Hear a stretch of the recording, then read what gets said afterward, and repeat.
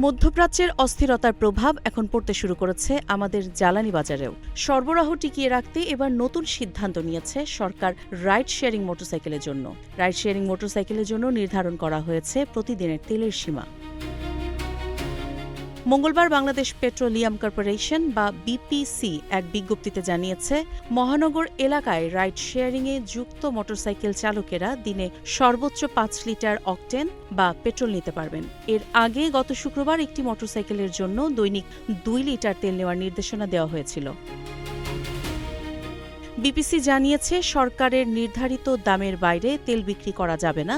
সংকটের অজুহাতে দাম বাড়ানো আইনগত অপরাধ। আর জ্বালানির দাম বাড়ানোর বিষয়ে এখনও কোনো সিদ্ধান্ত নেয়নি সরকার।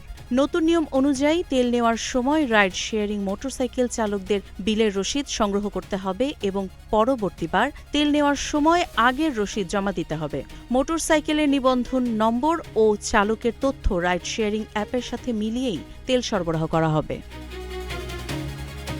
বিপিসির নির্দেশনায় আরও বলা হয়েছে, ব্যক্তিগত গাড়ি দিনে ১০ লিটার, এসইউভি ও মাইক্রোবাস ২০ থেকে ২৫ লিটার, পিকআপ ও লোকাল বাস ৭০ থেকে ৮০ লিটার ডিজেল, আর দূরপাল্লার বাস ও ট্রাক পাবে ২০০ থেকে ২২০ লিটার পর্যন্ত জ্বালানি।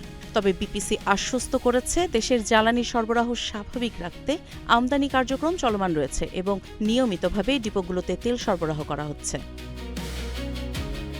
তবুও প্রশ্ন থেকেই যায়, এই সীমা কি সাময়িক সমাধান, নাকি সামনে আরও কঠিন সময় ইঙ্গিত দিচ্ছে জ্বালানি বাজার? কাজী ইশরাত জাহান দৃষ্টি, নাগরিক প্রতিদিন।